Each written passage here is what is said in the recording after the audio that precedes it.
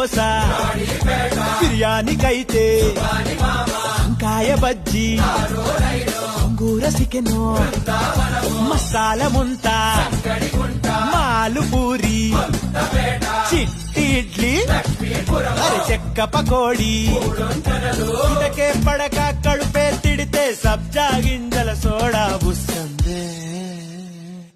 పొడికారం నెయ్యేసి పెడుతుంటే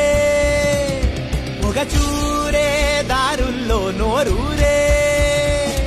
అడిగిందే తడువంట ఏదైనా లేదన్నా